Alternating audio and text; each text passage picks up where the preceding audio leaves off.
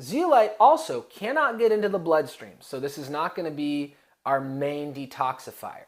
But we don't just want to detox, we also want to prevent absorption. So can zeolite prevent absorption? The answer is absolutely yes. In water treatment strategies, we see that just mixing zeolite with water decreases particularly nanoplastics. The pores and channels within zeolite are smaller than some of the larger microplastics that we can absorb into our bloodstream. So it won't catch all of them, but these small ones are particularly problematic.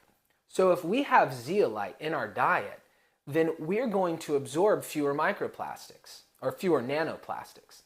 And not just that, but zeolite will also bind the things that hitch along with these nanoplastics. Heavy metals, BPA, phthalates, pesticides.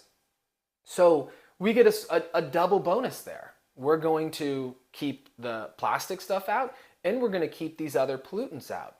And you may wonder, like, well, activated charcoal was non-selective in its binding and it could help and it could prevent some nutrient absorption. Is zeolite that way?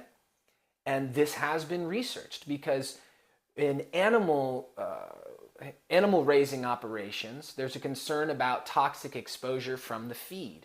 And so they have done studies where they put zeolite into the animal feed and they check different markers in the animals. So they see that, wow, it dramatically reduces their heavy metal burden. It reduces their absorption of aflatoxin, this sort of this toxin that's a product of a bacteria that can, concentrate in animals over time because of, the sort of foods that they're being fed. So it can decrease that, and it doesn't affect nutrient levels.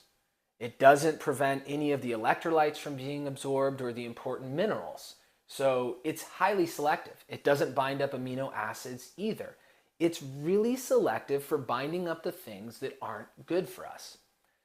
So I'm going to go ahead and say my first recommendation in this video is incorporate zeolite into your diet. If you have constipation at baseline, it may be tricky to do that because it can worsen constipation. But if you drink plenty of water, that shouldn't be an issue.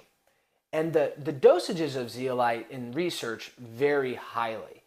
But for daily usage over an extended period of time, about 500 milligrams with breakfast, 500 milligrams with dinner makes total sense to me. Now, if you have any health conditions, if you're taking any medications, don't start any of this stuff without talking to your doctor.